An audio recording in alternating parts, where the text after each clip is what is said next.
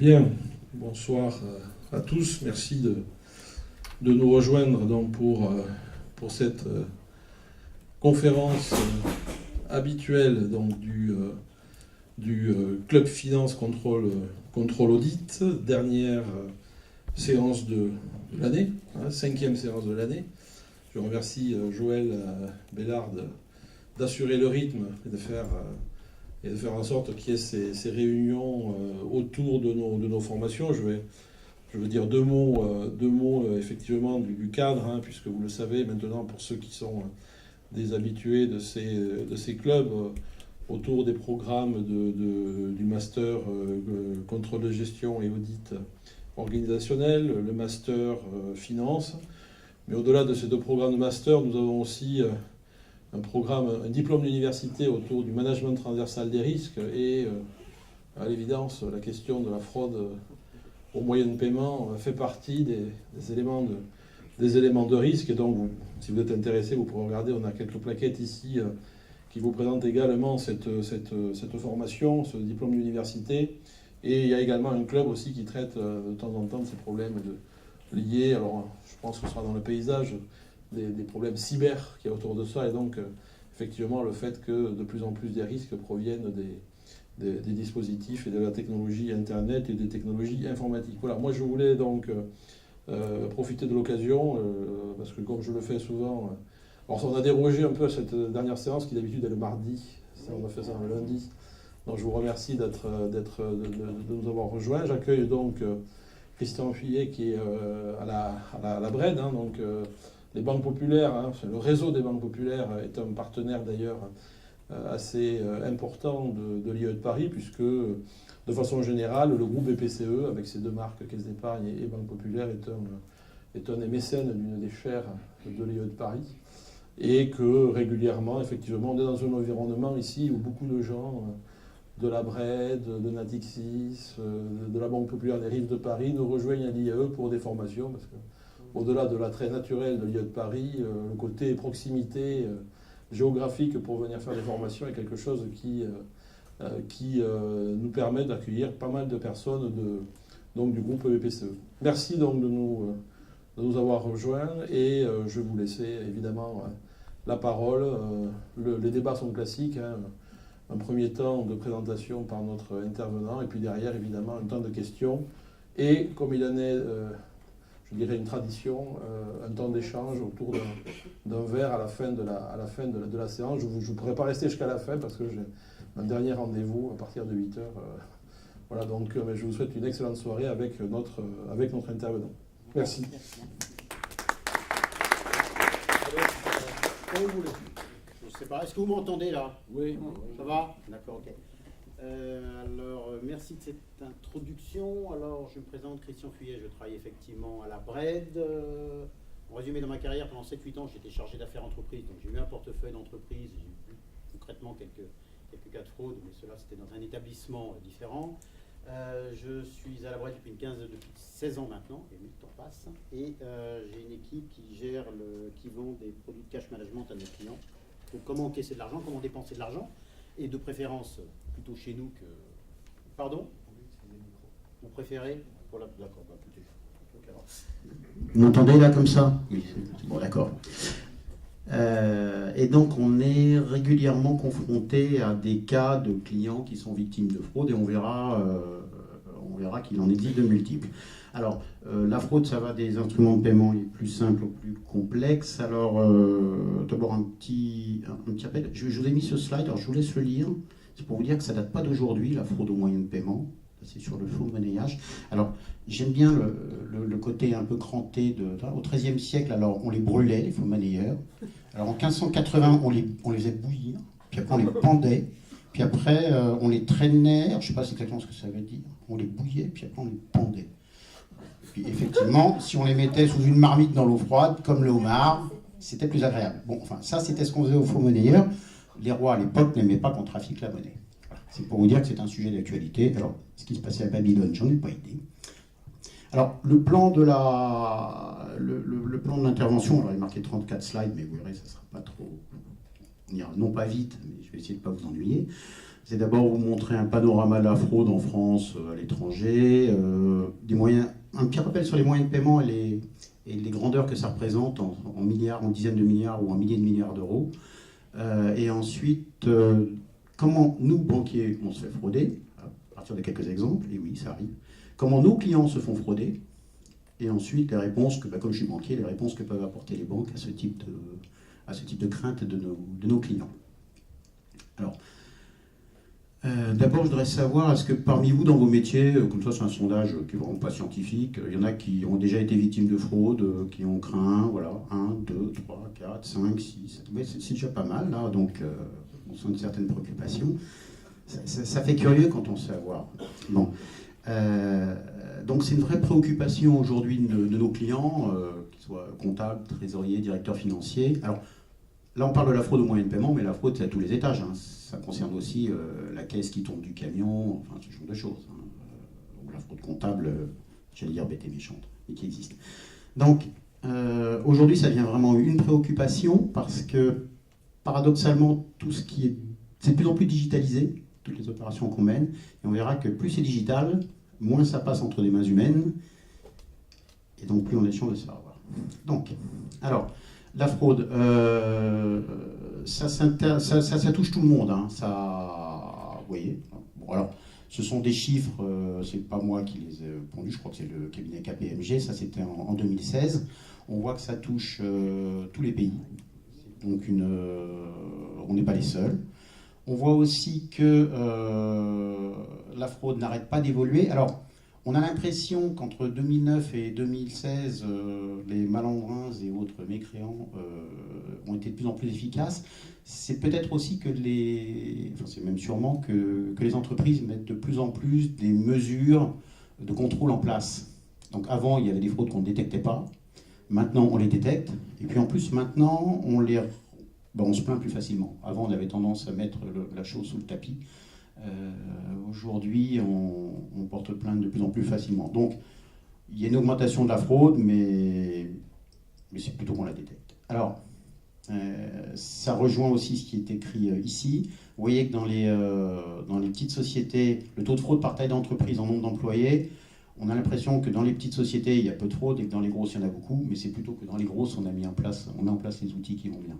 C'est ça, en tout cas, c'est mon analyse. Voilà. Ok. Donc ça, c'est pour vous dire que ça existe partout. Ce qui a été déclaré, alors j'insiste sur le thème déclaré, la fraude au moyen de paiement en 2016, c'était 800 millions d'euros. Alors, comme ça paraît pas... Enfin, si, ça paraît beaucoup, et en même temps, ça paraît pas beaucoup. Si on le rapporte aux 27 000 milliards d'euros qui ont été échangés en termes de flux de paiement la même année, 800 millions d'euros, ça représente... quand on rapporte ça à nos feuilles de paye, pour la plupart d'entre nous, c'est quand même pas mal. Voilà. Et tout à l'heure, on parlait de cyber. C'est vraiment sur la carte qu'on enregistre ces taux de fraude les plus importants. Donc là, je vous dresse un panorama pour vous donner un ordre d'idée. Ensuite, on viendra sur des cas beaucoup plus concrets. Alors, la fraude au virement, là, ça me paraît étonnamment bas, mais bon, on verra quand même qu'il y a 25 000 milliards d'échanges par virement, donc 0,0004 sur 25 000 milliards, ça fait pas mal quand même.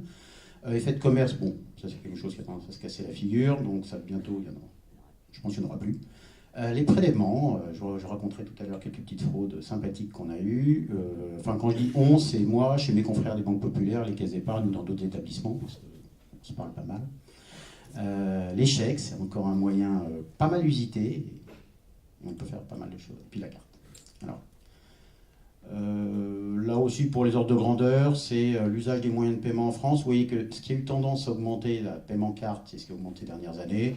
Ça, vous aurez ces slides, je crois, qui seront mis sur le site. Hein. Donc, c'est pour vous montrer principalement l'évolution des moyens de paiement. On voit que le chèque, bon, il y en a quand même toujours un bon milliard qui s'échange chaque année. Attendez, les chèques, non, 2 milliards qui sont ici. En termes de montant, ça a tendance à baisser, mais c'est surtout la carte et le prélèvement qui prennent de l'ampleur. Et on a mis sur un graphe à part les virements, parce que là, je vous dis, on tangente les 25 000 milliards d'euros. Et la fraude au virement, franchement, si vous voulez devenir riche, c'est le truc le plus sympathique aujourd'hui à faire. entre ça et braquer un bureau de tabac, je vous conseille plutôt la fraude. C'est intellectuellement beaucoup plus intéressant et en même temps, c'est beaucoup moins dangereux en termes physiques, parce qu'on est tous un peu lâches. Voilà. Alors, parmi les différents moyens de paiement, alors la carte, c'est la moitié des transactions scripturales, c'est 8% des montants, on fait souvent des petits montants, et c'est par contre la moitié de la fraude. On est à 400 millions d'euros. Je suppose que dans l'Assemblée, il y en a. Enfin, moi, je me suis fait déjà avoir 2 ou 3 fois par carte. À titre particulier, je me suis déjà fait frauder. Tout le monde s'est fait frauder au moins une fois. Non, il y a des heureux élus qui ne se sont pas fait frauder. Vous avez de la chance. Si c'est pas venu, ça va venir. Alors, la fraude a un peu décru en 2016, mais bon, c'est quand même une vraie poule aux œufs d'or. Alors, le chèque, il s'en échange quand même toujours 2 milliards 100 millions. Alors, moi, quand j'ai commencé à travailler il y a très très très longtemps dans la banque, on me disait déjà que le chèque, ça allait mourir. S'il y a 25 ans, bon, il a toujours 2 milliards 100 millions et il y a encore tout un tas d'usages qu'on n'a pas trouvé pour remplacer le chèque. Alors, c'est pas une conférence sur le chèque, mais bon, à mon avis, on en a encore pour un paquet d'années, comme pour les espèces. Le prélèvement. Ah, le prélèvement. Alors, le prélèvement, moi, ça m'étonne, les 40 millions déclarés qui sont ici, parce que très franchement, on avait déjà un peu de fraude au prélèvement avant le CEPA. Maintenant que le CEPA est arrivé, c'est à l'échelle européenne, c'est quand même vachement plus sympathique. On verra tout à l'heure, on peut faire des trucs très bien, depuis la Bulgarie ou ailleurs. Je parle souvent de la Bulgarie comme étant un État où il faut parler d'État. Quelqu'un est déjà allé en Bulgarie? Non. Ah, si, le monsieur, mais il manque ça. C'est l'exception qui confirme la règle. Donc, personne n'est jamais vraiment allé en Bulgarie, mais pour l'anecdote, je les cite souvent, c'est le seul pays qui, au sein de l'Union européenne, s'est vu retirer il y a 4 ou 5 ans ses subventions pendant une année, parce qu'en gros, il y avait 600 millions d'euros, on ne savait pas où ils étaient partis. Ils sont où? Oh, je ne sais pas. Voilà. Donc, le Bulgare, je vais le prendre, mais c'est un peuple très sympathique, sans doute. Voilà. Alors, les moyens de paiement, les virements. Alors, aujourd'hui, c'est l'essentiel des montants sont par virement. On paye les fournisseurs, on paye les salaires, on paye les impôts, on paye tout un tas de choses. Là aussi, le montant de fraude déclaré de 86 millions me paraît très faible. Pour moi, on est confronté assez régulièrement à des clients qui se sont fait avoir sur des fraudes au virement. Ça me paraît assez faible, et en tout cas, c'est en nette augmentation. Alors, maintenant, on va passer à des exemples concrets. C'est ça qui est le plus amusant, le plus intéressant pour vous. Je dis souvent amusant parce qu'il y a un aspect un peu ludique. Donc, je pense que quand on est un bon fraudeur, il faut aimer le jeu. Hein. Ça se fait souvent derrière un ordinateur, à distance, un peu comme un jeu vidéo. Vous n'êtes pas obligé. Ou alors vous êtes artiste quand vous trafiquez des chèques. Alors, des exemples très simples. Alors, le client qui fraude la banque, alors ça, on a vu apparaître, ça a tendance à se restreindre, mais on l'a vu apparaître avec le CEPA. Alors, pour l'anecdote, avec le CEPA, quand il est arrivé, on s'est dit, jusqu'à maintenant, avec les prélèvements, il y avait de la fraude, mais pas trop. Moi, je faisais partie des gens qui disaient peut-être faire attention, on risque d'avoir des soucis, parce que maintenant, je vous rappelle que les prélèvements peuvent être émis depuis tous les pays d'Europe et vers tous les pays d'Europe. Hein, et on peut obtenir un ICS à peu près n'importe où. Un ICS, un identifiant créancier CEPA, c'est ce qui a remplacé le numéro national émetteur. Alors, pour votre information, vous ne pouvez pas, vous, monsieur, dès que tout d'un coup, là, vous ne pouvez pas vous dire, tiens, je vais mettre des prélèvements pour aller prélever les comptes d'un tel, un tel, un tel. Il faut que vous alliez voir votre banquier, que vous disiez, j'ai une entreprise, j'ai une activité, j'ai besoin d'être prélevé. Et pour que ça puisse passer dans les systèmes, il faut vous délivrer un ICS, identifiant créancier CEPA. Et ça vous donnera le droit d'émettre des prélèvements et de les envoyer dans les systèmes et d'aller prélever Joël Bellard de sa cotisation à l'association sportive de l'IAE pour 500 € par mois. Je ne sais pas si c'est dit. Alors, vous obtenez un ICS auprès de votre banque. Ensuite, qu'est-ce qui s'est passé à l'occasion du CEPA? Eh bien, des petits malins. Alors ça a touché à peu près toutes les banques. Des petits malins qui soit émettaient déjà des prélèvements, soit se sont mis à vouloir en émettre. Donc ils obtiennent l'ICS. Et puis là, tout d'un coup, ils vont sur le marché, un peu comme sur le black market, ils vont obtenir des IBAN. Vous savez, vous avez lu qu'on peut obtenir des numéros de carte bancaire comme ils appellent ça, là, sur le Darknet ou je ne sais quoi. Donc pour obtenir des numéros de carte bancaire, vous pouvez aussi obtenir des listes d'IBAN. Hein, tout le monde a un IBAN, il y a des centaines de millions d'IBAN. Donc à ce moment-là, vous avez un ICS, vous avez le droit d'émettre des prélèvements, vous procurez des listes d'IBAN, et puis vous émettez des tas de prélèvements. Des dizaines de milliers de prélèvements, chacun de 50, 100, 200 euros, ou alors 1 million de prélèvements avec 5 euros. Franchement, est-ce qu'il y en a un d'entre vous qui regarde s'il y a un prélèvement de 5 euros qui passe sur son compte? Faites pas gaffe. Hein. Une exception encore, voilà. Donc on a un Bulgare, qui regarde les prélèvements à 5 euros. Mais si vous émettez 1 million de prélèvements à 5 euros, il y a 999 000 personnes, 999 peut-être qui ne regardent pas, et vous allez encaisser. Alors, je vous dis ça parce qu'avec l'avènement du SEPA, on a supprimé l'autorisation de prélèvement. Vous savez qu'auparavant, les banques étaient tenues d'avoir dans leur livre l'autorisation de prélèvement. Quand un prélèvement arrivait avec ses petits bras, pouf, on regardait est-ce qu'il y a une autorisation. S'il y avait l'autorisation, on payait, à condition qu'il y ait des sous, hein, parce que quand même du banquier. S'il n'y avait pas l'autorisation, on ne payait pas. Alors, il n'y a qu'une légère exception, c'est que toutes les banques n'avaient pas forcément l'autorisation de prélèvement au panier du fond. Bon, et ça, c'est du passé, donc on est absous. Avec le SEPA, il n'y a plus d'autorisation de prélèvement qui tienne. C'est-à-dire que j'émets un prélèvement sur le compte de monsieur qui est là, s'il y a des sous et qu'il est en vacances, je prélève.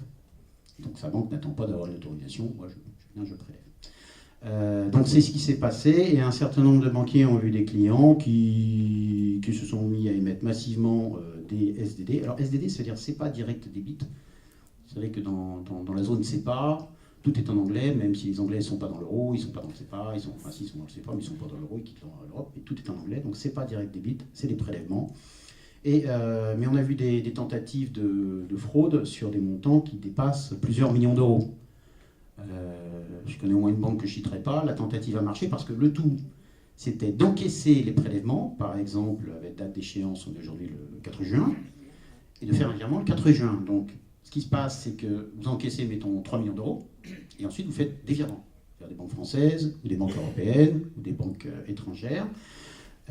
Et évidemment, dès le lendemain ou le surlendemain, les impayés arrivent, parce que, par exemple, monsieur qui a vérifié que les 5 euros, c'était pas légitime, vous allez vers votre banque, vous dites, qu'est-ce que c'est? Votre banque dit, je sais pas, vous dites, moi non plus, et donc vous demandez le rejet du prélèvement.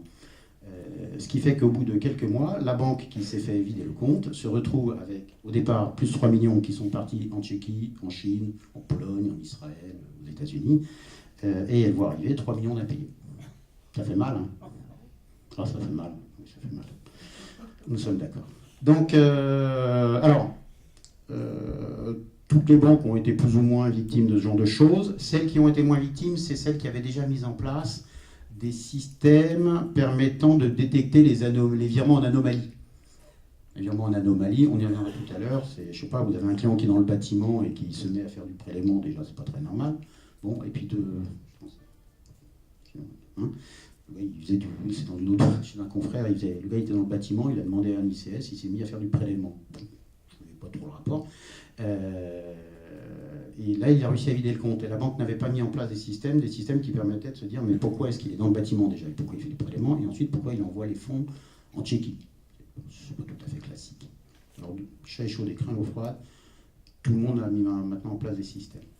Alors, un autre exemple, un client qui fraude la banque, il y a un accord entre le créancier et le débiteur. Alors ça s'apparente un peu à la cavalerie avec l'échec, mais c'est un petit peu plus subtil. C'est un créancier fraudeur, donc il émet des prélèvements sur le compte d'un débiteur complice, et puis il augmente les montants.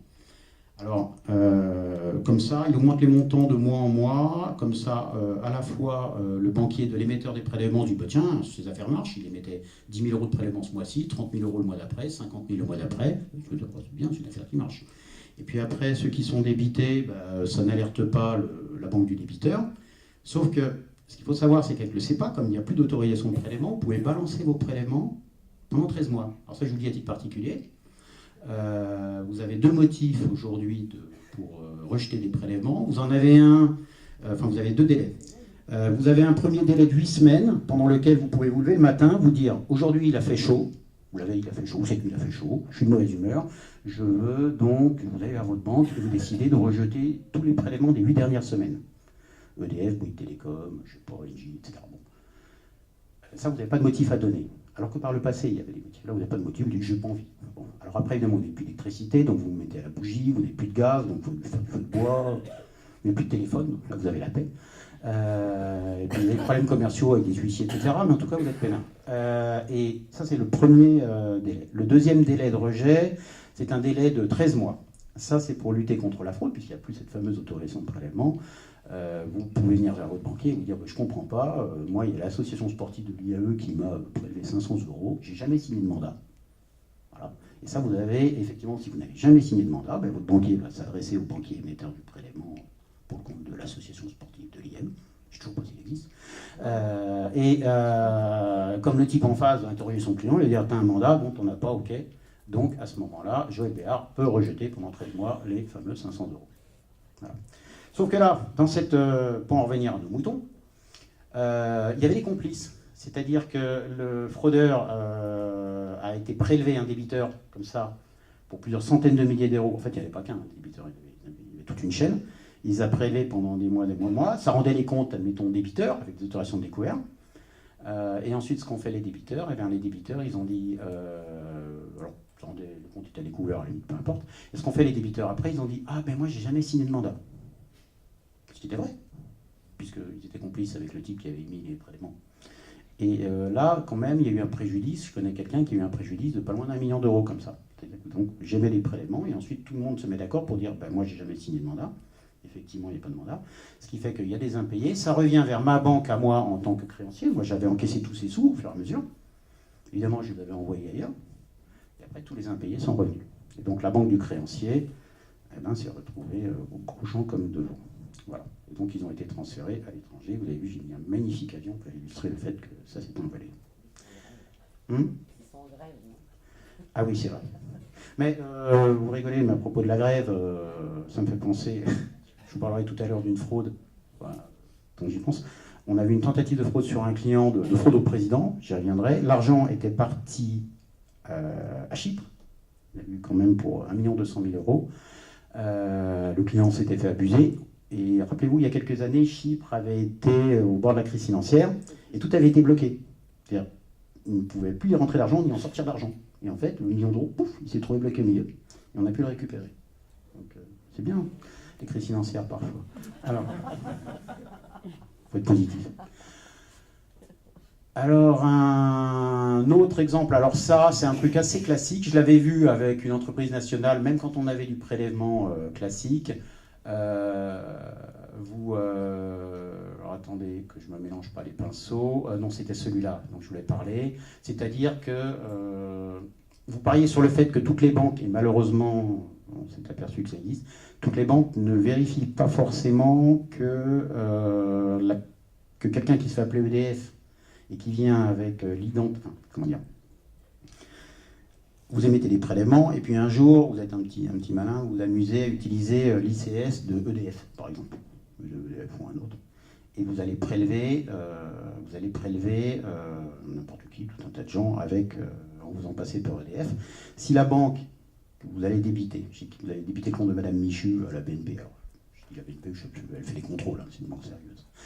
Vous allez prélever, mais si jamais elle ne l'avait pas été, vous allez prélever le compte de Madame Michu, vous dites que vous êtes EDF. Si la banque ne vérifie pas que l'ICS qui vient prélever est bien celui d'EDF, en faisant des contrôles qui ne sont pas sorciers mais qui vont mettre en place, eh bien, vous empochez l'argent et Madame Michu pense avoir été prélevée par EDF, donc elle ne s'inquiète pas, vous inquiétez pas, c'est normal.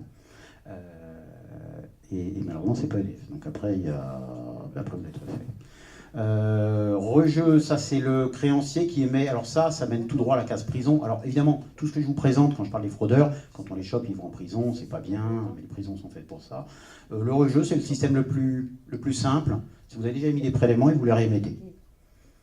Bon, évidemment, c'est un fusil à un coup, hein, parce que ensuite. Non mais vas-y, Georges posait une question. Non, mais c'était juste. D'accord. Tout à l'heure. Vous pourrez poser des tas de questions tout à l'heure, hein, parce que.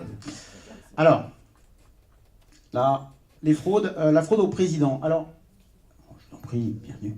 La fraude au président, ça vous l'avez lu dans la presse, on se dit que c'est gros et que ça ne peut pas marcher. Eh ben, ça marche toujours. Alors ça, franchement. Ça, franchement, c'est un truc, c'est extra. En gros, mais ça marche toujours. Vous êtes toujours l'avocat d'affaires qui fait le truc. On a eu un cas à nous, il y a encore un mois, on a arrêté parce que quelqu'un dans l'entreprise qui revenait de vacances le lendemain a vu la somme débitée et s'est dit mais qu'est-ce que c'est? Ça s'est joué à une journée près. C'est quelque chose. Enfin, la fraude au président, c'est en fait quand quelqu'un arrive à persuader un tiers par des discours qui sont bien ficelés d'envoyer de l'argent à l'étranger sous des motifs qui sont toujours les mêmes. C'est une transaction secrète, c'est ce qu'on veut. Alors, je vais vous donner un parallèle. Bon, c'est complètement hors du cadre bancaire. Il y en a qui ont déjà entendu, je sais pas, La Fesse ou des humoristes comme ça. Vous savez, ces types qui téléphonent et qui vous disent... voilà, et qui arrivent à trouver quand même des pigeons, parce qu'il n'y a pas d'autres mots. Alors, ils doivent passer un certain nombre de coups de fil, je pense. Ils arrivent, en appelant 5 personnes, 10 personnes, 15 personnes, 20 personnes, à trouver des gens à qui ils racontent des histoires grosses comme ça, et ça passe. Bon. Donc, s'ils arrivent à faire passer ça, on peut imaginer que si vous tombez sur un comptable, sur un trésorier, sur quelqu'un qui est un peu naïf et dans les bonnes conditions, vous pouvez arriver à lui faire à peu près n'importe quoi. Il y a 2 ans, il y a des gens de la préfecture de police qui étaient venus nous expliquer qu'ils avaient eu un cas d'une secrétaire de direction ou assistante du directeur général, enfin quelqu'un qui était très bien placé, qui pendant des semaines avait reçu des messages de la part de son directeur général, qui était quand même dans le bureau d'à côté, hein, donc il était assistant, sur une transaction qui devait se faire incessamment sous peu avec l'Asie, etc., donc il fallait surtout pas lui en parler, c'était marqué dans le message, il fallait pas y faire allusion, il fallait rien, mais petit à petit, le gars il avait construit son truc, et ce qui se passe, c'est que la dame en question, à un moment, s'était coupée et avait parlé à son directeur, elle lui dit, à propos de la transaction de... Puis elle dit, oh pardon. Le gars lui dit, pardon, quoi? Ben si, c'est la transaction dont je ne dois pas vous parler parce que vous comprenez, ils vont parler de quoi? Ben c'est la transaction secrète, le truc. Enfin, il avait quand même, pour je ne sais plus, 2 millions d'euros à envoyer. Et le gars, il avait préparé ça pendant des semaines et des semaines. Et ça devait se déboucler dans les 8 ou 15 jours qui suivaient pour envoyer 2 millions d'euros à Singapour, enfin tout dans le genre. La personne était à 10 mètres, c'était l'assistante, elle connaissait le gars depuis 10 ans, enfin c'est ça. Et vous arrivez petit à petit à monter une histoire suffisamment crédible pour que la personne se fasse avoir. Non mais on rigole, mais il y a même de très grosses entreprises chez qui c'est arrivé. Il n'y a pas que la PME du coin dont on dit le type il est un peu neuneux. Non, pas du tout. Il y avait eu, mais ça c'était paru dans la presse, vous le savez, il y a 3 ans, c'était Michelin, qui n'est quand même pas une boîte neuneux, c'est une boîte sérieuse, qui, à Clermont-Ferrand, il y a 3 ans, l'été, il s'était fait dérober, je crois, c'était 5 millions d'euros. Oui, et c'était en plein cliché, quoi. C'était au mois d'août, en fin de semaine, 17h, enfin, bon. Mais ça marche. Ça marche. C'est un vrai métier. D'ailleurs, l'inspecteur qui était venu nous présenter ça nous disait, alors, il y a une grosse filière qui est principalement sur Israël, parce que pour monter tout ça, il faut être parfaitement francophone. Donc un franco-israélien, Israël, comme tous les États, n'extrade pas ses propres, enfin la plupart des États, n'extrade pas ses propres ressortissants. Il nous disait, il y a des gars là-bas, leur métier... ils arrivent, alors ils ont une maison, c'est en bord de mer, c'est sympa, il y a le plan vert, il y a la photo de la femme, des enfants, ou alors du mari, parce qu'il y a aussi des fraudeuses, hein. Quand même, il faut une certaine humilité. Ils ont leur ordinateur, et puis ils se renseignent. Et puis ils passent leur temps à se renseigner sur telle ou telle société, 1, 2, 3, et puis ils font ça pendant 6 mois, 1 an. Ils se renseignent sur la structure de la société, sur qui est le patron, qui est le directeur financier, qui est le comptable, qui est le concierge, enfin j'exagère à peine, et ensuite ils appellent telle personne à la compta pour tel motif, et puis après ils deviennent une espèce d'interlocuteur régulier des gens à la comptabilité fournisseur, peu importe le type de service, c'est des gens, ils mettent en confiance. Et puis après, ils arnaquent. J'ai une connaissance d'un dossier d'une grosse société française qui était dans la distribution. Eux, ce qui s'est passé, c'est que c'était un fournisseur étranger, et le fournisseur étranger, c'est un pays d'Europe de l'Est, appelait régulièrement. Ils appelaient régulièrement, et tatati et tatata, bien sûr normal. Hein. Donc le fournisseur appelle les services comptables, fournisseurs, c'est les affaires, il ne faut pas devenir totalement paranoïaque. Hein. Mais donc il appelait, et puis il connaissait tout le monde par son petit nom dans les services en question, et puis un jour il a dit, bah tiens, on change de banque. Ben, on change de banque, hein. On change de banque. Ah bah oui, c'est monsieur Schmotz. Ah bah, monsieur Schmotz, il change de banque. Ok, il y a un truc, il change de banque. Ouais. Sauf qu'après, 10 jours après, il y a le fournisseur qui a appelé, qui a dit, ils sont où mes 10 millions d'euros? Ben, on les a envoyés. Monsieur Schmotz, il a changé. Oui, mais sauf que les 10 millions d'euros, ils n'étaient pas arrivés dans la bonne caisse. Donc, non mais c'est embêtant. C'est embêtant. Parce qu'en plus, Il y a un jeu de chaises musicales dans la société en question, après, ça se comprend. Donc, ça reste quelque chose qui est toujours d'actualité. Nous, régulièrement, on le rappelle aux chargés d'affaires pour qu'ils en parlent à leurs clients. Faut pas baisser les bras. Faut pas baisser la garde, pardon. Voilà. Donc, la fraude aux coordonnées bancaires, c'est ce que je viens de vous décrire. C'est ce que je viens de vous décrire ici. Alors, ça m'amène, après je vais en reparler, au deuxième système pour devenir assez riche, c'est tout simplement de changer un IBAN. Est-ce qu'il y en a qui travaillent dans des services fournisseurs ici ou qui sont amenés à changer les coordonnées bancaires dans les systèmes non, oui, c'est une piste, madame. Donc, aujourd'hui, vous savez que quand vous réglez quand vous réglez un IBAN, un RIB, on va dire en langage commun, je vais reprendre Joël Bellard. Si je dois l'argent, il y a marqué Joël Bellard, il y a un RIB, j'envoie vers le RIB de Joël Bellard. Il y a marqué Joël Bellard en haut. Mais les banques ne contrôlent pas, non pas par paresse, mais n'ont pas les moyens, ne contrôlent pas le lien entre le nom et l'IBAN. La seule base centrale qui existe, c'est au niveau, avant c'était la Banque de France, je crois. Maintenant, il me semble que c'est au niveau de la BCE. Arrêtez-moi si je dis une bêtise, mais enfin, en tout cas, et nous, on n'a pas le droit, en tant que banque, là, vous écrasez une larme, non, d'accord, ok. On n'a pas le droit d'aller interroger les systèmes centraux et demander le rapport entre un nom et un IBAN. On n'a pas le droit de dire, tiens, en fait... Donc, et on ne peut pas donc fournir ce service directement à nos clients, même si aujourd'hui, il y a des alternatives qui arrivent. Je vous en parlerai tout à l'heure. Ce qui fait que si aujourd'hui vous êtes dans une société et qu'un fournisseur décide de changer d'IBAN, il a le droit, il change de banque, vous payez sur un nouvel IBAN. Si je peux donner un conseil fort, c'est que les gens qui changent les coordonnées fournisseurs, d'une part, il faut avoir confiance en eux, et puis d'autre part, il ne faut pas les laisser tout seuls. De préférence, il faut qu'il y ait quelqu'un qui recontrôle par derrière. C'est basique, mais c'est bien. Pourquoi il faut quelqu'un qui contrôle par derrière? Parce que d'abord, des gens qui étaient honnêtes peuvent devenir malhonnêtes. On ne devient pas... Bon, il y a l'inné là qui change la conso, tout ce qu'on veut, mais on ne devient pas malhonnête à la naissance. C'est ensuite. On n'est pas à l'origine, pas forcément. Donc, on peut devenir malhonnête. On peut aussi être victime tout simplement de pression ou de chantage. Ça, c'est quelque chose qu'on néglige, mais quelqu'un qui en a parfaitement confiance, qui est sérieux, qui est dans la maison depuis 20 ans, etc., peut être victime de pression externe. Il n'y a pas plus ou moins de raquette. Et ça, c'est pas de la science-fiction. Moi, j'ai connu au moins 2 fois dans ma vie des responsables financiers qui ont fini avant leur retraite avec un garde du corps. Parce que bon, ils étaient un peu victimes de pression forte. Et j'en ai connu aussi 2. Je les ai vus un jour. Et 6 mois après, ils n'étaient plus là.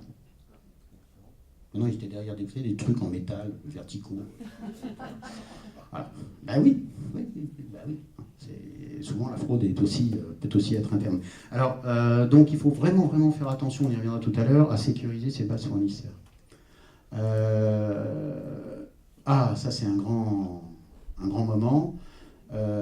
C'est le technicien informatique qui se fait passer pour le type de la banque pour faire des tests. Alors là, je vais vous raconter un truc qui n'est pas rigolo, mais quand même, qui est pédagogique.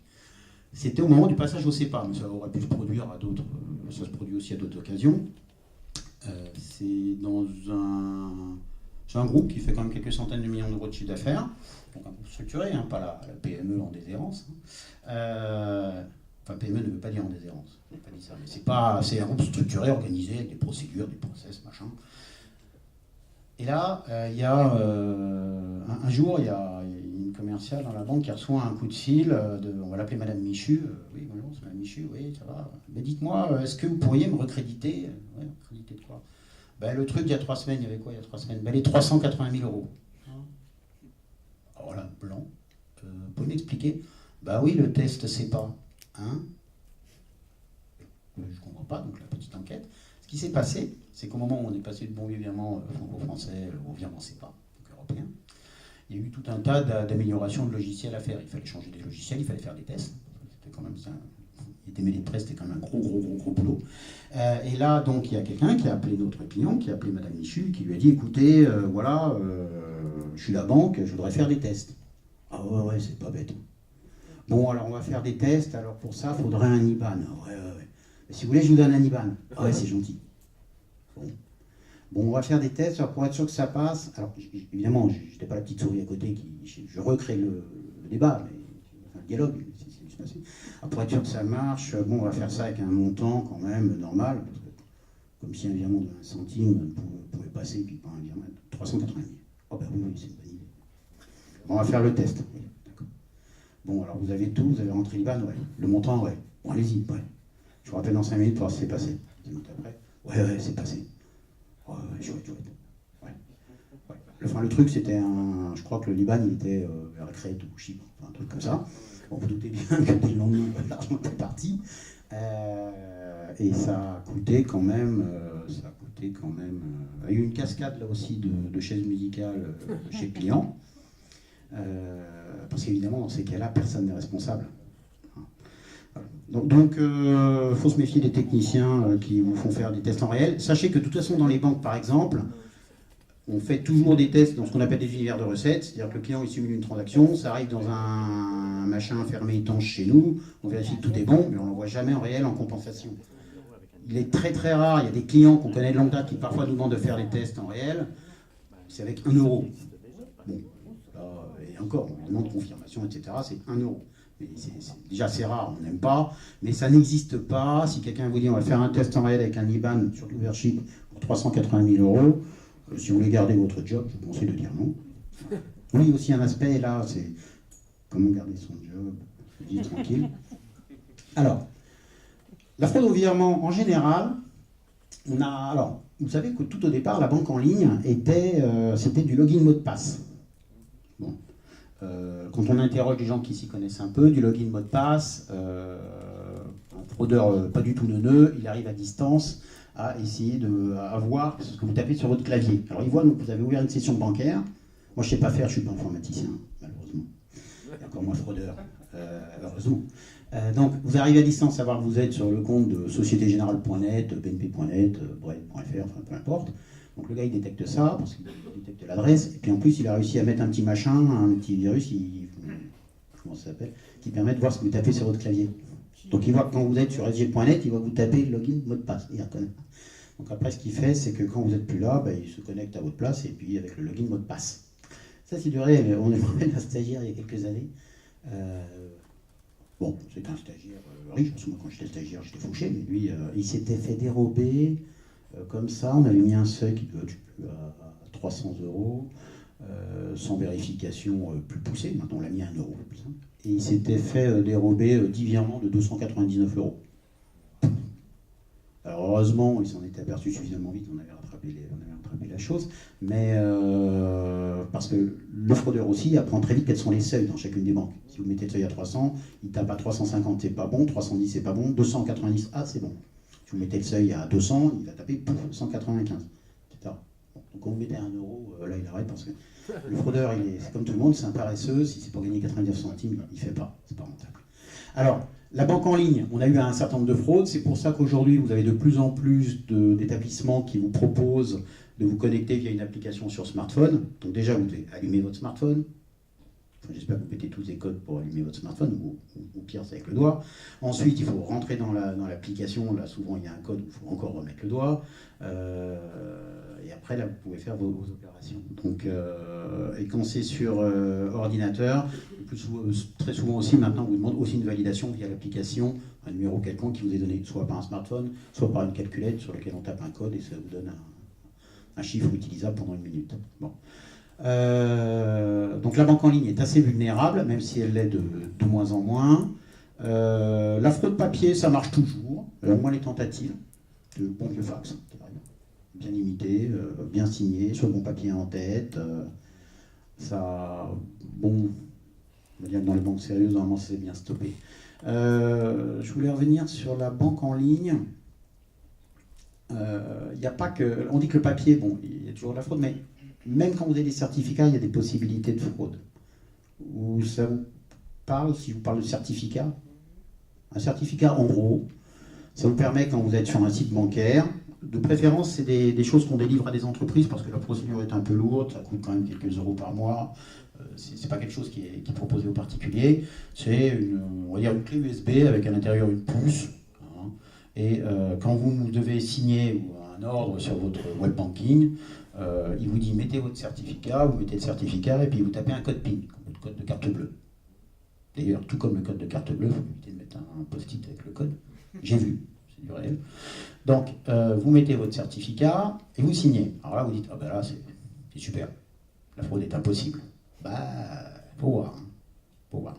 Parce que quand vous avez ouvert votre session bancaire sur, je sais pas, CIC.net, ça s'appelle pas comme ça d'ailleurs, vous mettez n'importe lequel, une BNP, SG, bref, vous avez ouvert votre session bancaire, et puis vous mettez votre certificat, vous signez un truc, puis ensuite, vous laissez votre certificat.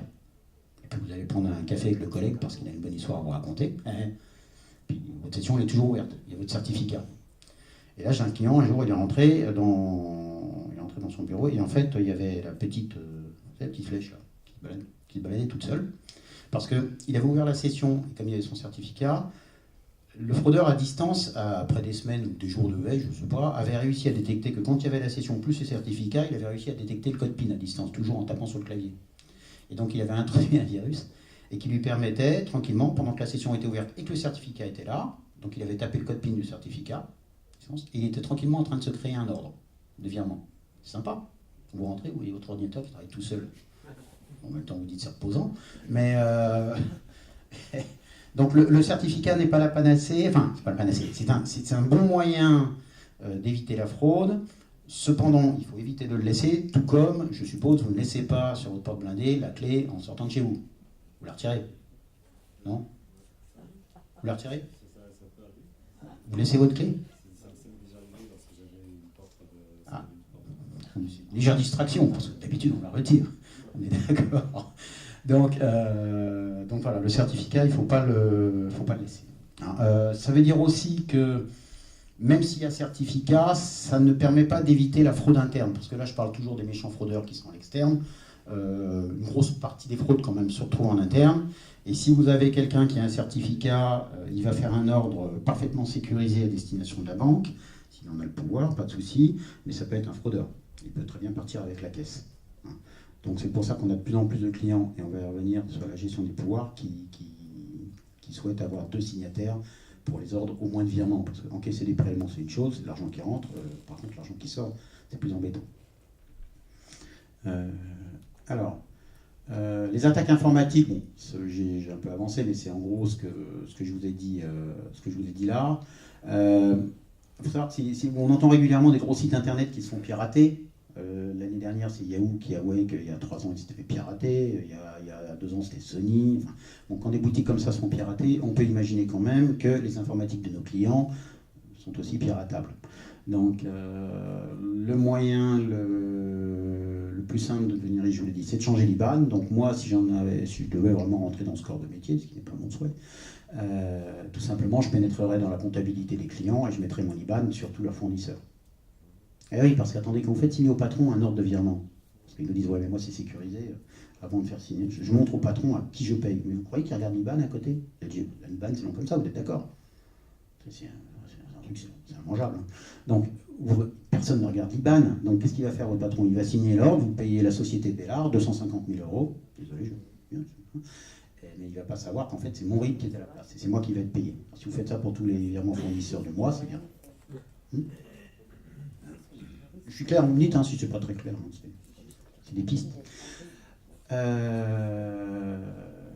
Voilà, donc méfiez-vous. Je ne suis pas sûr qu'un autre point, et ça aussi c'est du réel, c'est le client qui dit j'ai un certificat. C'est super, tout est bien. Ma base, elle est blindée, ma base. Et puis alors, par contre, les fichiers se baladaient en clair sur le réseau. C'est idiot. Enfin, moi, je trouve ça idiot. Parce que vous avez un fichier de virement, votre comptabilité est vraiment blindée, votre système internet il est bien, c'est un certificat, et entre les deux vous avez le fichier qui est en clair en attente de signature. Et ça, j'ai vu ça dans un cabinet d'avocats, un très gros cabinet d'avocats, et quand je leur ai dit, mais les avocats, il y a des avocats dans la salle? Non, oui, non, bon, c'est une profession très noble, et parfois, je leur ai dit, mais c'est dangereux, ils m'ont dit, oui, on a identifié, mais je lui fais quelque chose. Non. C'était pas digne. Voilà. Non, il partait du principe que la totalité du personnel était digne de confiance. Alors, parce que les fichiers en clair dit qu'on ouvre le truc, on retire l'IBAN, on fait un copier-coller, quoi. Enfin, couper, on retire l'IBAN et on met le tien à la place. Alors, face à ça, nous en tant que banque, pour ça, quand il y a une fraude, on approche d'abord ça à la banque. Hein, pour deux raisons, parce que d'abord ça calme les nerfs. Hein. Ensuite, on se dit, bon, on ne sait jamais comme les banques sont riches. Enfin, quoi, c'est une légende, mais elles pourront toujours me rembourser en cas de. Bon, alors nous, on a quand même un rôle de conseil important vis-à-vis de nos clients. Le premier, ce qu'on leur conseille, alors, déjà, nous, en interne, ce qu'on fait, c'est qu'on a considérablement, il y a une faute d'orthographe, pardonnez-moi, et on a considérablement renforcé les surveillances et toutes les procédures. Alors, déjà en interne, comme on est dans un métier d'argent, dans les banques, on a des contrôleurs de niveau 1, des contrôleurs de niveau 2, des contrôleurs de niveau 3, il y a des contrôleurs partout maintenant. Des contrôleurs de contrôleurs de contrôleurs, donc on n'arrête pas de se contrôler. Les comptes internes, on les surcontrôle, enfin, c'est contrôlé de partout. Donc on peut dire que dans les banques en interne, c'est pas si mal fichu. C'est pas dévoyé, mais bon.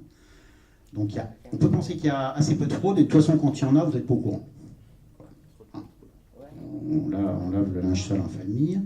Alors, cela dit, on a, dans la plupart des banques, c'est ce qu'on a fait chez nous, on a nommé un responsable de lutte contre la fraude, donc on a une personne, boum.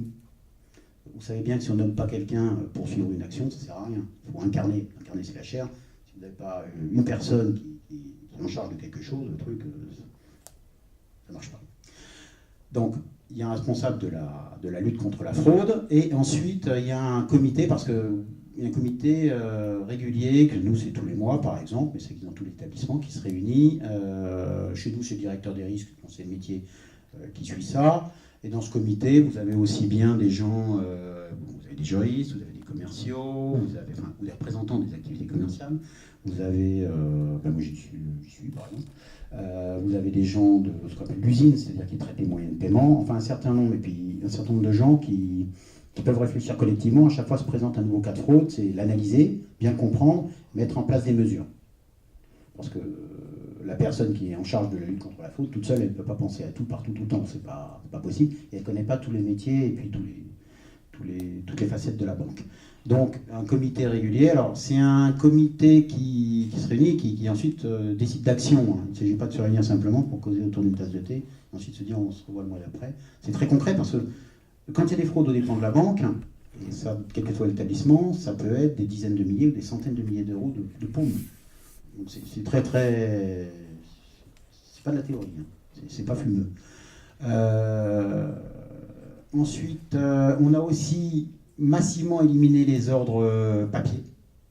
Alors je vous disais tout à l'heure que le certificat, c'était peut-être pas parfait. Néanmoins, comparé à un simple fax qui vous arrive ou un courrier qui vous arrive avec un ordre de virement d'une signature imitée sur un papier en tête qui a été volé, on préfère encore le certificat. Donc ça a quand même permis d'éliminer beaucoup de cas de fraude.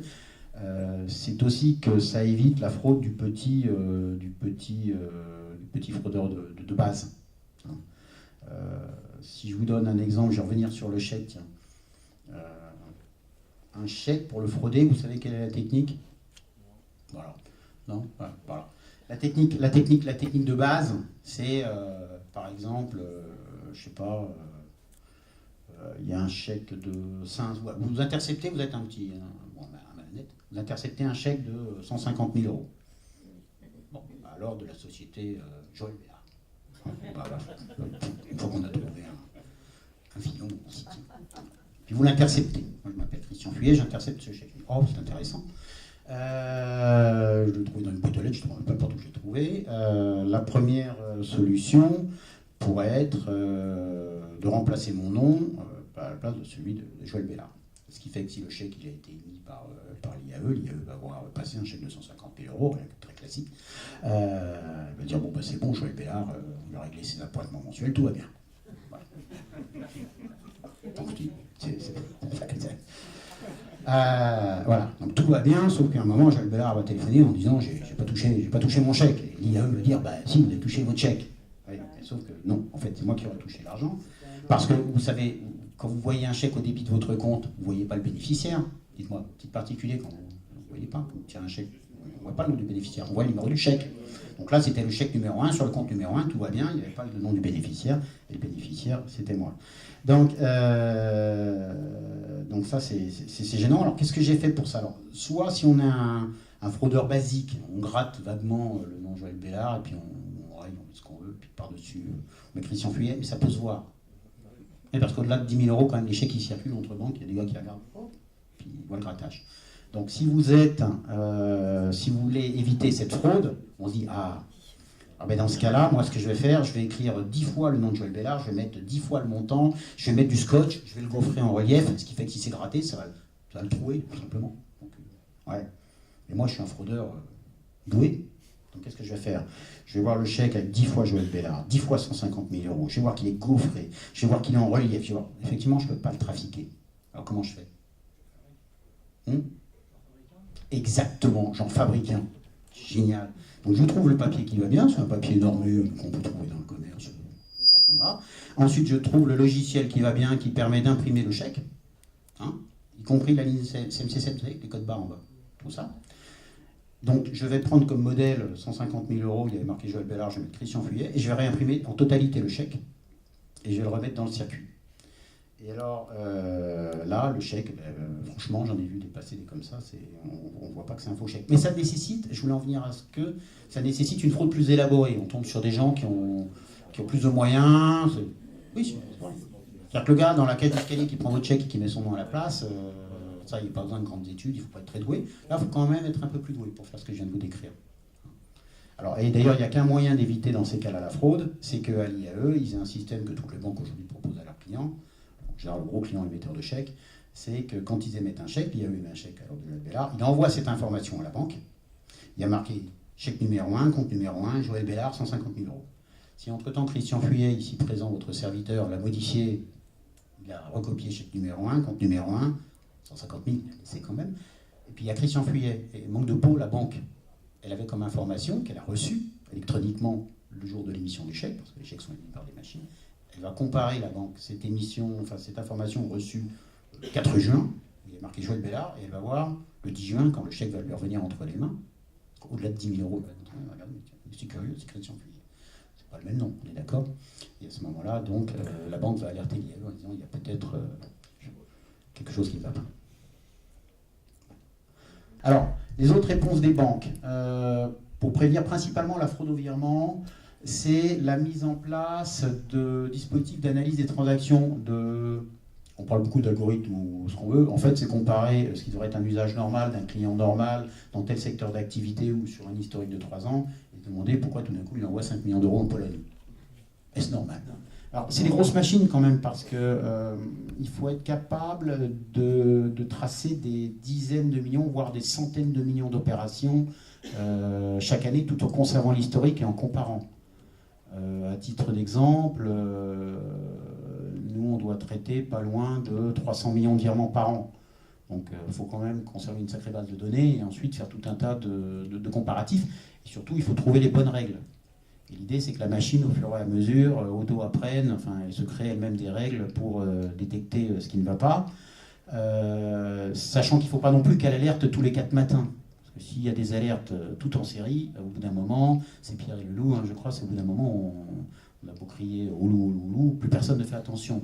Donc, il ne faut pas mettre en place des systèmes qui bloquent le commerce, quoi, qui fassent que nos clients ne puissent plus faire de virements sans qu'on les alerte.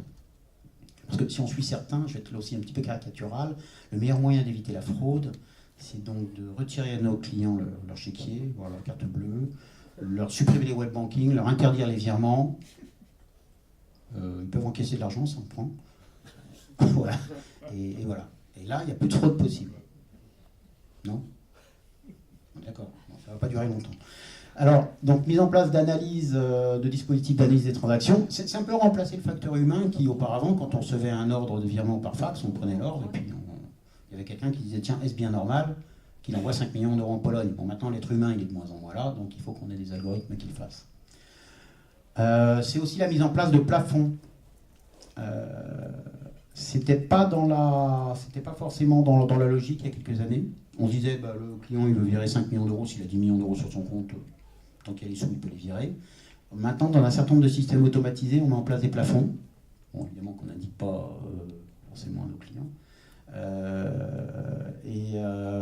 Par exemple, pour les particuliers, je vous citais tout à l'heure, on a mis au départ des plafonds à 2 000 € sur le web banking, puis après on est passé à 300 €. Puis quand on a vu que les fraudeurs s'adaptaient, maintenant on a mis le plafond, un nouvel IBAN que nos clients créent à distance. Le plafond, je ne sais plus combien, il doit être 150 ou 200 €. Enfin, on ne peut plus, depuis son web banking, tout seul, quand on est Madame Michu, créer un nouvel IBAN et payer une somme supérieure à 200 ou 300 €. Et quand c'est vers l'étranger, on a mis aussi des plafonds selon les pays. C'est plus rare de faire des virements vers Chypre que d'en faire vers l'Allemagne. Donc on met aussi des contrôles et on alerte éventuellement nos clients en leur disant « c'est bien normal ». Ça peut être aléatoire, on n'alerte pas à chaque fois, il ne faut pas mettre des systèmes systématiques. Pas beau système systématique. Alors, donc les plafonds, on en a mis par exemple pour les prélèvements. Et un certain nombre d'établissements en ont mis parce que, comme je l'ai décrit tout à l'heure, les tentatives de fraude au prélèvement, quelqu'un qui encaisse tout d'un coup des centaines de milliers ou des millions d'euros et que c'est totalement anormal, on a mis en place des systèmes qui permettent de détecter qu'une remise de prélèvement est anormale. Le gars, il prélève 50 000 € par mois, tout d'un coup, il prélève 300 000, 500 000, il faut que ça nous alerte. Mais de façon générale, même au départ, quand on vend des web banking ou des systèmes sécurisés, on met des plafonds.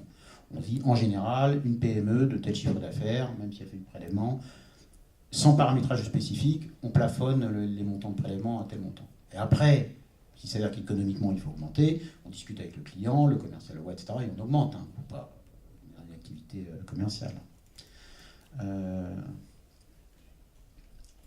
On a donc, ça c'est un peu bis repetita, mise en place d'outils d'analyse comportementale. Les ICS aussi, on a fortement, comme toutes les banques, maintenant on fait des enquêtes avant de délivrer des ICS. Avant, c'était plus léger, c'est normal, partout, maintenant on fait vraiment attention. De façon générale, on a une culture de la sécurité, on a aussi des formations en interne chez tous les employés de la banque pour leur dire faites gaffe, s'il y a des trucs anormaux, n'hésitez pas à prévenir, n'hésitez pas à alerter l'étage du dessus. Il y a 10 ans en arrière, ce n'était pas forcément le cas. Hein. Je vous dis, il y a vraiment une culture qui s'est installée. Dès qu'il y a quelque chose qui paraît anormal, on n'hésite pas à prévenir sa hiérarchie qui elle-même enquête. Et s'il faut bloquer quelque chose d'anormal, avant on se disait, une dizaine d'années, 15 ans, ah ben non, c'est gênant, si on bloque une opération, le client va être mécontent. D'ailleurs, le client était mécontent. Hein. Maintenant, on se dit, bah oui, il va peut-être être mécontent, mais sur 50 opérations qu'on va bloquer qui nous paraissent pas très très normales, ben, si on arrête une fraude, on a un client qui est super heureux. Donc, et les 49 autres, on a maintenant l'assurance de leur dire, bah oui, parfois on bloque, on ne vous dira pas quels sont les critères, parce que si on vous donne les critères, pas bon. Hein, donc on n'hésite pas. Alors, parmi les réponses des banques, je vous parlais tout à l'heure de vérification des IBAN, il y a quelque chose qui était un projet qui était assez vieux et qui maintenant arrive, qui s'appelle CEPAMEL Diamond. Alors j'en profite. Quelqu'un connaît? Alors, CEPAMEL, c'est une messagerie interbancaire qui a été utilisée, la première utilisation, ça a été dans le cadre de la loi Macron, avant qu'il soit président, sur la mobilité bancaire. Il y en a certains d'entre vous qui ont changé de banque ces 18 derniers mois, les dernières années, non? Voilà, très bien. Eh bien, auparavant, quand vous vouliez changer de banque, la banque qui vous recevait était toute contente, et simplement, il fallait changer toutes vos domiciliations bancaires. Vous aviez de l'argent qui arrivait de la caisse d'assurance maladie, vous aviez des prélèvements EDF qui arrivaient au débit de votre compte. Il fallait vous adresser à toutes ces personnes en disant « Coucou, maintenant je ne suis plus à la banque Société Générale, maintenant je suis à la BRED. » Oui. Ouais. Et donc, ce que pouvait vous proposer la BRED, c'est un service par lequel on s'adressait à tous les émetteurs pour faire changer la domiciliation. Mais c'était sous forme papier, nous-mêmes on le sous-traitait, comme la plupart des banques. Il y avait un acteur en France qui fait ça, qui avait une position dominante. Et c'était pas parfait. C'était long, c'était pas pracier, c'était coûteux, c'est pas parfait. Donc la loi Macron, ça a été, on va mettre un tuyau qui existe, qui s'appelle CEPAMEL, entre toutes les banques, et on va s'échanger électroniquement toutes ces informations. Et hop, c'est beaucoup plus simple, et c'est moderne, et c'est vrai que c'est plus efficace. Alors, ce réseau, après, il a servi à un service qui s'appelle Diamond. Alors, pour information, CEPAMEL, ça n'a strictement aucun rapport avec le CEPA, et c'est pas du tout du mail. Je vous le dis, parce que ça peut étonner, mais ça n'a aucun rapport. Je ne sais pas de quelle tête c'est sorti, mais... Alors, par contre, Diamond, c'est un truc qui est assez génial. Alors, c'était un projet en gestation depuis 4-5 ans. Bon, il est pris de mauvais rail au départ, parce que les gens qui l'avaient proposé, je pense au départ, c'est, à mon avis, oublié de faire du commerce. Ils ne savaient pas ce que c'était franchement qu'un client. Maintenant, ça démarre, puisque toutes les banques se sont reliées dessus. C'est quoi ? Je vais te poser une question. Alors, au hasard, monsieur. Vous avez une facture. Vous recevez une facture. Vous devez payer à l'IAE 232 000 €. Ça va, hein. Voilà, donc il y a le sirène de l'IAE. C'est peut-être une association. Je ne sais pas s'il y a un sirène. Admettons qu'il y a un sirène. Vous avez un sirène, et puis en bas, vous avez un IBAN. Vous réglez. Vous ne réglez pas, hein, bon, enfin, admettons que... Bon, si vous avez un doute sur l'IBAN, vous dites, bon, il y a l'IAE, le sirène, il y a l'IBAN en bas, est-ce que c'est l'IBAN de l'IAE? Vous pouvez vous renseigner comment? Alors c'est un IBAN, admettons, avec un code banque de la Société Générale. Bon. Qu'est-ce que vous faites? Alors, première solution, vous pouvez penser, vous pouvez appeler la Société Générale en disant, tiens, j'ai un IBAN, est-ce que tu peux me donner le sirène? Alors, si la banque fait ça, il faut dénoncer le gars parce qu'il y a un truc qui s'appelle le secret bancaire. Alors, il n'a pas le droit de vous donner le sirène en face. De la même façon, si vous dites j'ai un sirène, donnez-moi l'IBAN, c'est encore pire. Donc, dans ce cas, il faut vite. Il y a un problème. Donc, en fait, vous n'avez pas aujourd'hui moyen de vérifier le couple sirène-IBAN. Ou alors, vous faites comme un client. J'ai un client j'ai vu l'autre jour un gros client dans le textile. Ce qu'il fait, il passe par sa banque et sa banque est à. Les banquiers, on se connaît tous un petit peu. Hein, bon. Il dit, donc son banquier appelle un pote qui est à la Générale, et puis un autre pote qui est à la BNP, puis un autre pote qui est au CIC. Tiens, tu pourrais me dire, telle sirène, est-ce que... Attendez, c'est quand même un peu... c'est juste has-been. Et puis en plus, il n'y a aucune assurance. Ça prend 3 jours. La réponse qui est donnée, elle vaut ce qu'elle vaut. Et puis aucune assurance. Hein, ça peut être complètement loufoque. Bon. Donc on a inventé Diamond. Diamond, c'est quoi? Le truc est assez simple, mais est assez génial. C'est par exemple un client, on va dire... de la Brenne, mais ça pourrait être un client du Crédit du Nord, de la Société Générale, du CIC, de la BNP, va se mettre sur un applicatif, un site internet, il va mettre le sirène de l'IAE, qui n'en a peut-être pas, on va dire pour l'exemple, voilà. Il va mettre derrière à côté l'IBAN, et puis il va pousser ça. Et si c'est un IBAN avec un code banque Société Générale, là-bas il va prendre le truc, ce petit bras il va l'amener dans les tuyaux, c'est pas bête. Et ça va être présenté à la Société Générale. Et là, on va présenter à la Société Générale, non pas le sirène en disant « dis-moi quel est l'IBAN », non pas l'IBAN en disant « dis-moi quel est le sirène », on va présenter le couple sirène-IBAN. Et là, la Société Générale va nous dire soit c'est OK, soit c'est pas OK. Alors, c'est assez simple, c'est des suites alphanumériques. Hein. Donc, si c'est pas OK, c'est, hormis l'erreur de saisie, ça veut dire juste qu'on est en train, une arnaque quelque part. Vous êtes d'accord? Parce que ça veut dire que les 232 000 €, c'est peut-être mon IBAN qui était à la place de celui de l'IAE. Je dis ça parce que ça c'est du réel, hein, des factures trafiquées avec des IBAN, alors c'est pas forcément 232 000, hein, ça peut être 6 000, 7 000, hein, 6 7 000 €, c'est toujours ça. Ça, on en a régulièrement des clients qui sont arnaqués. Donc, jusque-là, il n'y avait pas de moyen de vérification. Et avec ce service Diamond, aujourd'hui, toutes les grandes banques françaises sont reliées au système. Il y en a qu'une, j'ai un doute, je ne la citerai pas. Mais toutes les autres grandes banques se sont reliées entre janvier et avril au système. Et aujourd'hui, toutes ont démarré, un certain nombre d'entre elles ont démarré avec des clients ce système de vérification. Soit c'est unitaire, soit c'est des fichiers. On peut envoyer une centaine de demandes de vérification. Alors ça marche à la fois pour de sirène IBAN, ça marche aussi pour du contrôle d'IBAN de particuliers. Dans ce cas-là, vous mettez nom, prénom, et puis vous mettez la date de naissance. C'est optionnel, la date de naissance, mais parce que c'est des Rémi Martin, il y en a un certain nombre. Pour les clients, la vigilance des clients, alors ce qu'on leur demande quand même, c'est de protéger leurs outils en mettant des pare-feux, des systèmes antivirus. Il faut arrêter le gars qui se dit « ouais, j'ai trouvé un système antivirus pas cher, je sais pas où je l'ai trouvé ». Non mais les trucs pourris, il y en a. Le gars dit « non, mais moi je peux pas être attaqué parce que mon informaticien il est génial ». Ouais. Gestion des pouvoirs dans les logiciels et dans leurs banques. Les logiciels multibancaires, il faut les paramétrer en disant, par exemple pour les virements, Madame Michu, elle peut signer toute seule jusqu'à 1 000 €, mais au-delà, il faut 2 signataires. Ou elle peut signer que sur tel ou tel compte, ou elle peut signer que les virements France et pas les virements étrangers, etc. Ce qu'on appelle gérer des profils, donner des droits. Mais il faut aussi, là je vous conseille fortement, c'est demander à faire la même chose dans les banques. Pourquoi? Parce que, imaginons que Madame Michu, vous avez parfaitement confiance en elle, qu'il y a 20 ans qu'elle est là. 30 ans, une amie de 30 ans, vous vous rappelez, Balladur Chat, 30 ans. Bon. 30 ans qu'elle est là, vous avez totalement confiance, et elle a le droit de signer jusqu'à du 1000 euros, peu importe, mais surtout elle administre le logiciel. Parce que vous êtes directeur, donc, en général, vous avez un métier, bon, donc c'est elle qui administre les droits.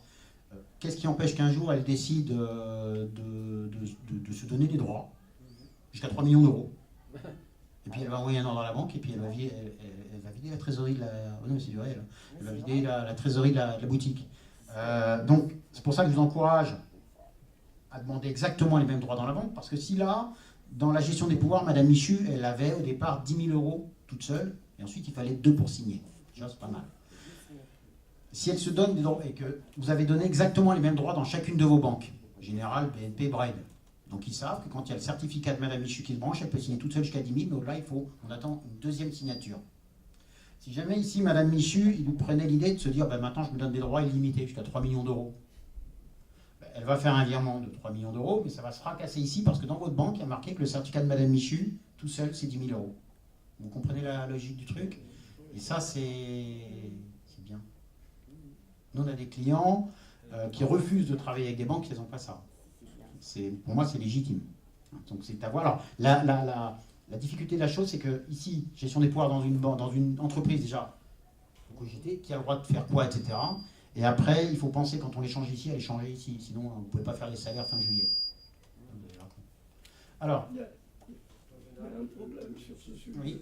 Sur ce sujet-là, c'est que les logiciels dans les banques sont pas très souples et que quand vous avez des modifications, il faut beaucoup de temps ou parfois des délais de courrier de l'ordre de 15 jours pour que ça soit pris en compte. Oui, alors ça dépend des banques, bien entendu, pas la Brette. Voilà. Non, c'est vrai que ça peut mettre certains temps. Cela dit, les pouvoirs, on les change.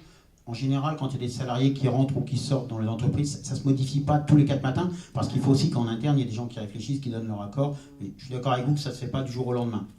Maintenant, 15 jours, ça peut être un peu long, mais ça peut exister. Mais de toute façon, il faut signer un contrat en général, un avenant au contrat, IBXTS, etc., qu'on reçoit, on vérifie les signatures et ensuite on change les pouvoirs. Alors, parmi les nouveautés qui font qu'il y a de nouvelles perspectives qui s'ouvrent aux fraudeurs, c'est surtout l'instant de paiement. Vous connaissez l'instant de paiement?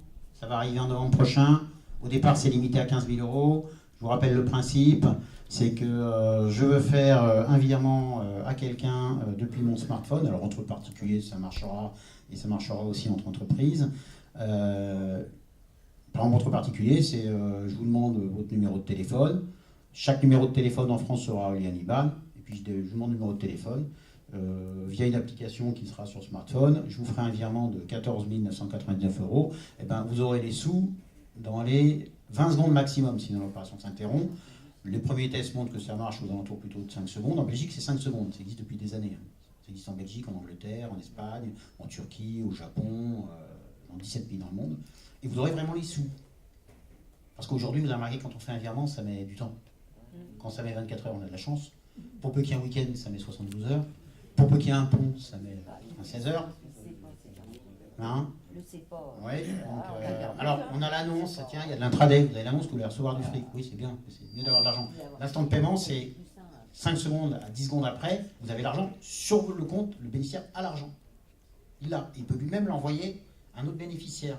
Ce qui veut dire, alors c'est un gros chantier, hein, ça nécessite de mettre à jour tous les relevés de compte en temps réel, en permanence. Oui, de manière dubitative, monsieur, mais c'est vrai. Non, je trouve ça c'est bien pour le crime organisé, quoi. C'est bien pour le crime organisé parce que vous avez l'esprit mal passé. Vous me direz, c'est le thème de la conférence. Cela dit, c'est pas faux. Alors, ça veut dire aussi qu'il faudra effectivement. Oui, la fraude, là, ça va devenir. Ça va devenir sympa. Enfin, ça dit, sur les web banking des particuliers, il y aura toujours les mêmes règles avec des plafonds à 100 euros, 200 euros, 300 euros. La création d'un IBAN ne pourra pas se faire n'importe comment, il faudra sans doute passer par l'agence. Et je pense que c'est pas parce que vous avez un smartphone et 20 000 euros sur votre compte que vous pourrez faire un instant de paiement de 15 000 euros les yeux fermés. Si vous êtes, je sais pas, un héritier Rothschild peut-être, si vous êtes moi, mon banquier dira non, même si j'ai 20 000 euros. Voilà. Mais ça va ouvrir, ça va être intéressant, surtout que ça va être à l'échelle européenne. Donc, paf, en 5 secondes sans Bulgarie. Et là-bas, vous récupérez pas l'argent. Alors, Cela dit, la sécurité, bon, c'est bien, mais il ne faut pas non plus trop se protéger, parce que comme je vous disais tout à l'heure, en tant que banque, si on écoute certains, donc c'est à moitié une boutade, on supprime les chéquiers, on supprime tout. Ouais, le problème, c'est qu'on n'aura plus toute fraude, mais on n'aura plus de clients. Hein, non, mais c'est toujours le trop de sécurité. Enfin, il ne faut pas prendre un marteau pour écraser une mouche. Donc, il faut accepter un certain niveau d'insécurité. Il faut accepter un certain niveau de fraude. On parlait tout à l'heure de la carte bancaire, les 800 millions d'euros, enfin les 400 millions d'euros de fraude, c'est les banques qui se le prennent. Maintenant, on pourrait très bien demander à chaque fois qu'il y a un paiement par carte bancaire, avoir l'empreinte du pouce, 2 codes, le changer tous les mois, enfin on pourrait faire des tas de choses, il n'y aura plus de fraude, il n'y aura plus de carte bancaire. Hein, et on reviendra aux espèces. Je suis un grand militant des espèces. Non mais donc il faut vraiment, faut pas être non plus totalement fada. C'est un peu comme dans la lutte contre le financement du terrorisme. Si vous traitez des espèces et qu'il y a 50 € qui vont dans la poche d'un terroriste au bout du monde, en tant que banque, aujourd'hui, on a une obligation de résultat. Mais on ne peut pas tout empêcher. Je ne vais pas vous faire pleurer sur le sort des banques, mais il y a un moment, il faut mettre un peu les pieds sur terre. Donc, on ne pourra pas empêcher toute la fraude. Par contre, on peut essayer de la limiter. En plus, il y a... comment dire ? À chaque fois qu'on a inventé une parade, comment dire, les fraudeurs ont cherché à la contourner. C'est un peu l'histoire du gars qui a inventé le glaive. Enfin, on a inventé le bouclier, donc le gars après il s'est dit je vais y aller à la masse d'armes, alors après on dit je vais me mettre derrière des murailles, puis le mec il a inventé le boulet de canon. Enfin bon, on n'en finit pas. Donc de la fraude, vous avez vu qu'avant on faisait pas d'antenne, on faisait des tas de trucs. Mais ça date d'il y a très longtemps. Je pense qu'on pourra faire la même conférence dans 150 ans. On sera tous digitaux. Je ne sais pas comment on sera. On aura une puce greffée dans le cerveau. Mais il y aura quand même de la fraude. Hein. Donc l'idée, c'est de se dire, il faut vivre avec. Il ne faut pas être malade. Il ne faut pas se rendre malade. Mais il faut essayer de tout faire pour la contrecarrer tout en continuant quand même de vivre. Et tout à l'heure, je vous parlais, et je vais en finir là-dessus, mais d'un client qui avait mis des systèmes tellement complexes pour les virements, etc., c'est du réel. Il s'est retrouvé fin juillet à devoir payer 200 personnes et il n'y avait personne pour payer.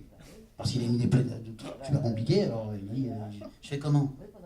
Il n'a pas pu émettre de fichier, et donc il y a quelqu'un chez nous, enfin quelqu'un d'une équipe qui a pris le truc, bon, il a payé, c'est dire ça coûte cher, mais en catastrophe, le 31 juillet, on lui a fait 200 virements digitaux, c'est-à-dire à la main. Vous voyez ? Sinon, non mais. Ah oui, digitaux. Parce qu'on oublie que digital. Manuel. Oui, non, parce que digital, c'est la tarte à la crème, tout est digital. Mais quand il y a une catastrophe, attendez, il y a 3 jours, c'est Visa. Bon, ça n'a pas trop touché la France à cause de CB. Une grande partie des cartes Visa, alors je ne sais plus si c'était en Europe ou dans le monde, elles ne marchaient plus. Je dis, les espèces, c'est pas mal. C'est pas mal. Conservez toujours des espèces dans votre porte-monnaie, ça peut toujours servir. Hein ? L'effet de commerce, c'était quelque chose de vachement bien. Oui, mais par contre, c'est un peu lourd, malheureusement, en termes de traitement, mais sur le principe, c'est pas mal. Ça existe encore, mais ça peut être beaucoup. Donc voilà. Donc, après, une dernière chose pour les banques. C'est une chance, paradoxalement, parce qu'on a quand même un savoir-faire. Je ne fais pas la pub pour les banques, de toute façon, vous êtes obligé d'avoir une banque. Cela dit, c'est quand même une chance quelque part parce qu'on a des équipes spécialisées, il y a des informaticiens, tout un tas de gens qui sont quand même branchés anti-fraude.